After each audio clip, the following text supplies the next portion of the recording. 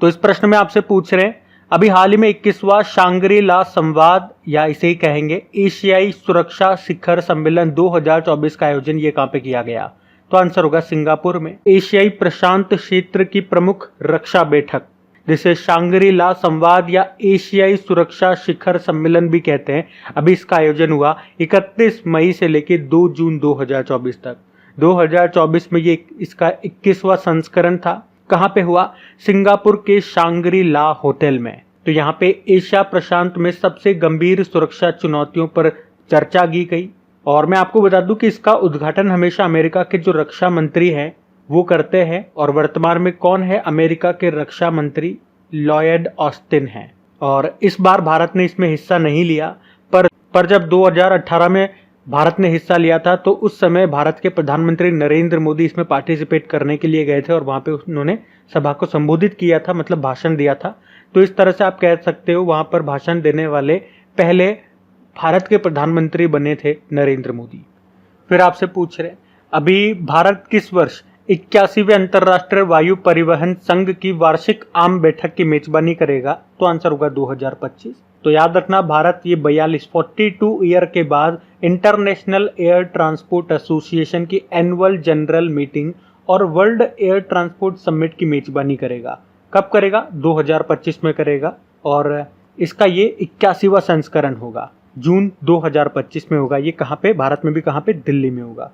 और यहाँ पे इसको होस्ट कौन कर रहा है? कौन इसका आयोजन करेगा? कौन बंदोबस्त करेगा? तो इंडिगो। वैसे इससे पहले भी भारत 2 बार इसको होस्ट कर चुका है, 1958 और 1983 में। तो याद रखना, ये विश्व का सबसे प्रमुख विमानन कार्यक्रम है। बाकी यहाँ पे इंटरनेशनल एयर ट्रांसपोर्ट एसोसिएशन की बात करते हैं तो याद रखना, इसका मुख्यालय आपको मिलेगा मॉन्ट्रियल, कनाडा में। अगला प्रश्न देखते हैं। फिर आपसे पूछ रहे, अभी हाल ही में काजा शिखर सम्मेलन 2024 का आयोजन कहाँ पे किया गया? तो आंसर होगा जाम्बिया। तो काजा शिखर सम्मेलन 2024 ये हाथी बाहुल्य अफ्रीकी देशों का एक सम्मेलन है, काजा शिखर सम्मेलन 2024, जिसका उद्देश्य है हाथियों का संरक्षण करना, उनकी तस्करी रोकना, जिसका आयोजन अभी जाम्बिया में हुआ। और इसमें 5 अफ्रीकी देशों ने हिस्सा लिया। कौन कौन से हैं वो 5 देश? अंगोला, बोत्सवाना, नामीबिया, जाम्बिया और जिम्बाब्वे। और ये सारे के सारे हाथी बाहुल्य देश हैं। मतलब आप कह सकते हो कि पूरे अफ्रीका में 2/3 से अधिक हाथियों की आबादी यहीं पे आपको मिलेगी। जाम्बिया की कैपिटल क्या होती है? तो जाम्बिया की कैपिटल लुसाका होती है और करेंसी है जाम्बियन क्वाचा।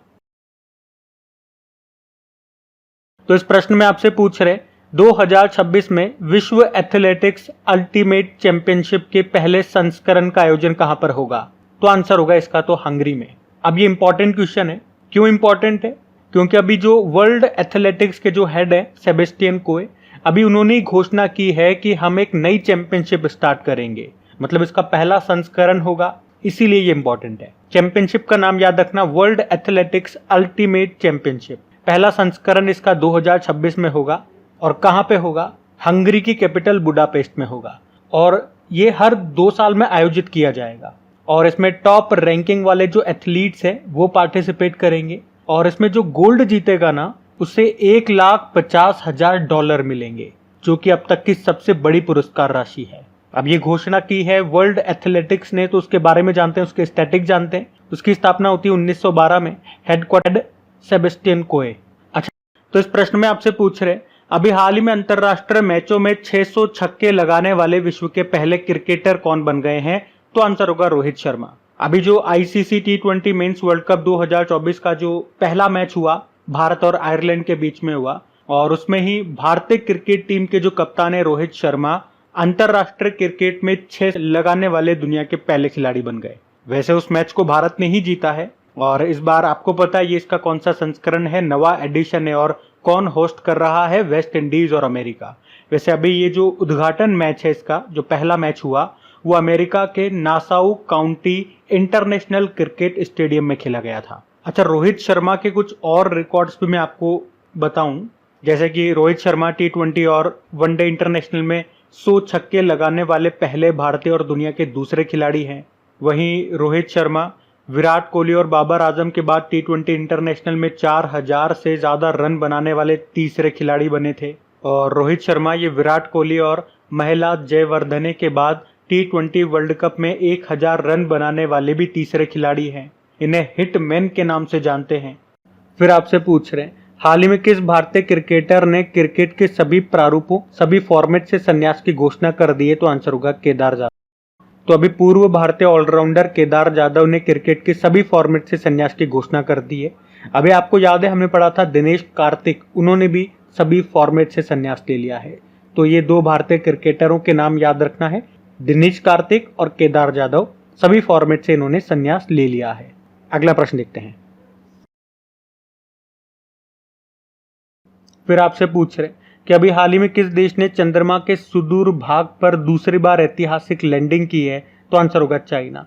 तो चंद्रमा का सुदूर हिस्सा मतलब चंद्रमा का वो हिस्सा जो हमें दिखाई नहीं देता है। भाई अगर चंद्रमा का एक हिस्सा पृथ्वी की तरफ है तो उसका जो पीछे वाला हिस्सा है वो हमें दिखाई नहीं देता। तो वहां पर चीन के अंतरिक्ष यान ने ये दूसरी बार लैंडिंग की है। उसके लैंडर का नाम है चांग-ई 6 और किस रॉकेट से गया ये? तो लॉन्ग मार्च 5 से। और इस मिशन में याद रखना चाइना वहां से मिट्टी वगैरह, चट्टान वगैरह के सैंपल लेकर के वापस भी आएगा। और मैंने कहा ये दूसरी बार लैंडिंग की है इन्होंने वहां पे। इससे पहले भी चांद का जो मिशन था या जो लैंडर था जो वहां पे लैंड किया था उसका नाम था चांग-ई 4, वो 2019 में गया था। लेकिन उस वाले में और इस वाले में अंतर क्या है? उस वाले में तो वो गया था और इस वाले में ये कह रहे हैं ये सैंपल लेकर के वापस आएगा भी सही। तो फिर आपसे पूछ रहे अभी हाल ही में अंतरिक्ष में 1000 दिन पूरे करने वाले पहले व्यक्ति कौन बन गए? तो आंसर होगा ओलेग कोनोनेंको। तो रशिया के एस्ट्रोनॉट हैं यानी कि अंतरिक्ष यात्री हैं ओलेग कोनोनेंको, जो स्पेस में 1000 दिन पूरे करने वाले पहले व्यक्ति बन गए हैं। इनसे पहले ये रिकॉर्ड रशिया के ही एक एस्ट्रोनॉट थे, गेन्नाडी पडाल्का उनके नाम था। वे 878 दिनों तक स्पेस में रहे थे। और ये जो ओलेग कोनोनेंको हैं 1000 दिन तक स्पेस में रहे हैं। अब ऐसा मत समझना ये लगातार 1000 दिनों तक स्पेस में रहे हैं क्या, नहीं। ये अपनी 5वीं अंतरिक्ष यात्रा में इन्होंने अपने 1000वां दिन पूरा किया स्पेस में। और वैसे अभी भी वो अभी अंतरिक्ष में ही है। सितंबर 2024 में ये धरती पर लौटेंगे। तो 1000 से भी ज्यादा दिन हो जाएंगे इनको। तो इनका नाम ध्यान में रखना और किस देश के हैं? रशिया के हैं, ये भी याद रखना। फिर आपसे पूछ रहे अभी हाल ही में किसने अर्थ केयर उपग्रह को लॉन्च किया? तो आंसर होगा जाक्सा और यूरोपियन स्पेस एजेंसी।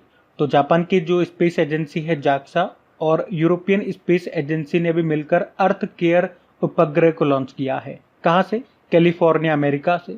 किस रॉकेट से? फॉल्कन 9 रॉकेट से, जो कि स्पेस एक्स एजेंसी का है। स्पेस एक्स ये स्पेस की प्राइवेट कंपनी है जो अमेरिका में मिलेगी, एलन मस्क की कंपनी है। अच्छा, इसको लॉन्च करने का उद्देश्य क्या है? ये पता लगाना कि जो क्लाउड्स हैं, जो बादल हैं, वो अर्थ के रेडिएशन को कैसे बैलेंस करते हैं। इससे हमें क्लाइमेट मॉडलिंग और वेदर फोरकास्ट यानी कि मौसम के पूर्वानुमान में हमारी समझ बढ़ेगी। अच्छा, जैसे हमारी स्पेस एजेंसी है इसरो, जापान की है जाक्सा, और ये दोनों मिलकर के कौन सा मिशन लॉन्च कर रहे हैं? LUPEX mission. और लुपेक्स की फुल फॉर्म होती है लूनर पोलर एक्सप्लोरेशन मिशन। और उसी तरह से इसरो और नासा ने बनाया है निसार उपग्रह। निसार मतलब होता है NASA ISRO synthetic aperture radar. अभी आपको याद होगा जापान ने ही दुनिया का पहला लकड़ी का उपग्रह बनाया है। चलो, इसको नाम क्या दिया है? मैं आपको 2-3 बार ये नाम बता चुका हूं। अभी मैं आपसे पूछ रहा हूं इसको नाम क्या दिया इन्होंने, ये आपको बताना है। और चांद पे पहुंचने वाला 5वां देश ये जापान ही है। फिर आपसे पूछ रहे अभी हाल ही में महाकृषि समृद्धि योजना किसने शुरू की है? तो आंसर होगा बैंक ऑफ महाराष्ट्र। तो अभी बैंक ऑफ महाराष्ट्र ने ये महाकृषि समृद्धि योजना को शुरू किया है, जिसका उद्देश्य है food and agro based industries को बढ़ावा देना। अब ये किस प्रकार की इंडस्ट्रीज है, क्या होता है ये? तो ये वो इंडस्ट्रीज हैं जो नए उत्पाद यानी कि नए प्रोडक्ट्स बनाने के लिए कृषि उत्पादों पर निर्भर होती है। जैसे कि मान लो मुझे अगर चीनी बनानी है, शक्कर बनानी है, तो मुझे किसकी आवश्यकता है? गन्ने की आवश्यकता है। जैसे मुझे अगर मैंगो शेक या मैंगो जूस की बॉटल्स बनानी है तो मुझे किसकी आवश्यकता है? आम की आवश्यकता है। मुझे अगर टमाटो सॉस बनाना है तो मुझे किसकी आवश्यकता है? टमाटर की आवश्यकता है। तो मतलब प्रोडक्ट्स तो मैं नए बना रहा हूं, लेकिन इसके लिए मैं किस पे निर्भर हूं? यानी कि मेरा कच्चा माल क्या है? जो कृषि उत्पाद है, आम, टमाटर, गन्ना, ये सब चीजें। ये तो मैंने कुछ उदाहरण दिए से बहुत सारी चीजें हैं। तो इस तरह की इंडस्ट्री के लिए मुझे मशीनें चाहिए होंगी, एक लैंड चाहिए होगा, मतलब जो भी इंफ्रास्ट्रक्चर उसके लिए आएगा इंडस्ट्री डालने के लिए, तो उसके लिए मुझे क्या चाहिए? सबसे पहले पैसा चाहिए, फाइनेंशियल हेल्प चाहिए। और इसी के लिए बैंक ऑफ महाराष्ट्र इस योजना के तहत 10 सालों के लिए लोन प्रोवाइड करेगा। कौन? Bank of Maharashtra. इसकी स्टैटिक देखते हैं। स्थापना होती है 1935 में, हेडक्वार्टर है पुणे महाराष्ट्र में। और एमडीसीओ, आपको याद हो तो एमडीसीओ अभी इसकी नई बनी थी कुछ समय पहले ही, नाम है निधु सक्सेना। और अभी हमने पढ़ा भी था कि वित्त वर्ष 2024 में कारोबार वृद्धि में पब्लिक सेक्टर जो बैंक्स हैं, पीएसयू जो बैंक्स हैं, उसमें बैंक ऑफ महाराष्ट्र टॉप पे रहा था। और अभी इसने ये महाकृषि समृद्धि योजना को शुरू किया है, तो ये ध्यान में रखना। अगला प्रश्न देखते हैं। फिर आपसे पूछ रहे हैं, अभी हाल ही में विश्व पर्यावरण दिवस 2024 के अवसर पर प्रधानमंत्री नरेंद्र मोदी ने कौन सा अभियान शुरू किया है? तो आंसर होगा एक पेड़ मां के नाम। तो आपको याद है अभी हमने 5 जून 2024 को जो वर्ल्ड एनवायरनमेंट डे मनाया था, तो उसी अवसर पर प्रधानमंत्री नरेंद्र मोदी ने नई दिल्ली में एक पेड़ मां के नाम से एक अभियान शुरू किया। कौन सी मां की बात हो रही है? धरती मां। कहां पे लगाया गया? नई दिल्ली के बुद्ध जयंती पार्क में। कौन सा पेड़ लगाया गया? पीपल का पेड़। अच्छा, अगर मैं आपसे पूछूं कि भारत में क्षेत्रफल के हिसाब से एरिया वाइज सबसे ज्यादा वन क्षेत्र कहां पर है? मध्य प्रदेश में है, उसके बाद अरुणाचल प्रदेश में। लेकिन प्रतिशत के हिसाब से परसेंटेज वाइज पूछा जाए तो सबसे ज्यादा मिजोरम में मिलेगा। फिर आपसे पूछ रहे हैं, अभी हाल ही में यूपीआई को अपनाने वाला पहला दक्षिण अमेरिकी देश कौन सा बन गया? तो आंसर होगा पेरू। तो अभी NPCI, national payment corporation of India ने पेरू देश के central reserve bank of Peru के साथ समझौता किया है। तो इस समझौते के तहत एनपीसीआई पेरू में यूपीआई डेवलप करेगा। पेरू में यूपीआई के जरिए डोमेस्टिक और इंटरनेशनल पेमेंट नेटवर्क स्थापित होगा। और इस तरह आप कह सकते हो कि पेरू ये यूपीआई को अपनाने वाला दक्षिण अमेरिका का पहला देश बन गया है। इससे पहले यूपीआई हम कई देशों में शुरू कर चुके हैं, जैसे कि Singapore, Malaysia, UAE, France, Nepal, Britain, Mauritius, Sri Lanka वगैरह में। देखो पेरू ले चलता हूं मैं आपको। ये रहा मैप में पेरू। ये साउथ अमेरिकी देश है। कैपिटल लीमा होती है, करेंसी होती है सोल, और प्रेसिडेंट है डीना बोलुआर्टे। फिर आपसे पूछ रहे हैं, अभी हाल ही में भारत के किस शहर ने खगोल पर्यटन को बढ़ावा देने के उद्देश्य से पहली नक्षत्र सभा की मेजबानी की? तो आंसर होगा मसूरी। तो राज्य में पर्यटन को बढ़ावा देने के लिए उत्तराखंड सरकार ने मसूरी में नक्षत्र सभा नाम से अपनी तरह का ये पहला खगोल पर्यटन आयोजित किया है। 1 से लेके 2 जून 2024 को इसका आयोजन हुआ। कहाँ पे? मसूरी में। याद रखना, पहाड़ों की रानी के रूप में भी ये मसूरी बड़ी प्रसिद्ध है। और ये जो कार्यक्रम हुआ जॉर्ज एवरेस्ट शिखर पर आयोजित किया गया। फिर आपसे पूछ रहे हैं, हाल ही में पहली बार मैंग्रोव के वैश्विक मूल्यांकन के तहत रेड लिस्ट किसने जारी की है? तो आंसर होगा आईयूसीएन। आईयूसीएन मतलब international union for conservation of nature. और इसने एक नई रिपोर्ट जारी की है जिसमें इसने चेतावनी दी है कि विश्व के आधे से ज्यादा मैंग्रोव पारिस्थितिकी तंत्र के सामने पतन का खतरा बना हुआ है। और ये आईयूसीएन के द्वारा मैंग्रोव का पहला व्यापक वैश्विक मूल्यांकन है। इसमें बताया, भारत के अगर रेस्पेक्ट में हम बात करें तो इसमें बताया कि बंगाल की खाड़ी में जो सुंदरवन वाला क्षेत्र है वो भारत में सबसे कम चिंता वाला क्षेत्र है। और वहीं सर्वाधिक चिंता वाला क्षेत्र की अगर हम बात करते हैं तो साउथ इंडिया में जो मैंग्रोव इकोसिस्टम है, पारिस्थितिकी तंत्र है, जो श्रीलंका और मालदीव के साथ हम साझा करते हैं, उसे गंभीर रूप से संकटग्रस्त श्रेणी में रखा गया है। और इसमें यह भी बताया कि पूरे विश्व का 50% से अधिक मैंग्रोव ये खतरे में है, जो मैं आपको ऑलरेडी बता चुका हूँ। और इसका मुख्य कारण क्या है? समुद्र के जल स्तर में वृद्धि। मैंग्रोव क्या होता है? ये झाड़ी या पेड़ आप फोटो में भी देख सकते हो, जो मुख्य रूप से तटीय खारे पानी में उगता है। और ये काम का बड़ा होता है क्योंकि मृदा अपरदन को कम करता है और चक्रवातों से, सुनामी से रक्षा करता है। देखो आईयूसीएन ने इसको जारी किया, जिसकी स्थापना होती है 1948 में। फुल फॉर्म मैंने आपको बताई, international union for conservation of nature. इसका मुख्यालय जरूर याद रखिएगा, ग्लैंड स्विट्जरलैंड में इसका मुख्यालय है। अगला प्रश्न देखते हैं। फिर पूछ रहे हैं, अभी हाल ही में ग्रीन डे के बेटर न्यूट्रिशन ब्रांड का ब्रांड एम्बेसडर कौन बना है? तो आंसर होगा पीवी सिंधु।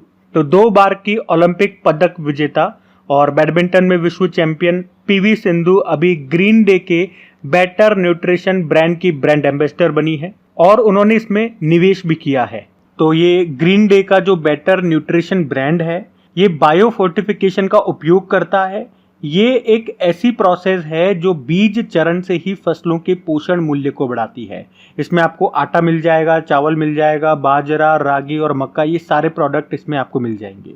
तो सिंपल सा भी याद रखेंगे, ग्रीन डे के बेटर न्यूट्रिशन ब्रांड की ब्रांड एम्बेसडर कौन बनाई गई? तो आंसर होगा पीवी सिंधु। ये एक बैडमिंटन प्लेयर है, शटलर है।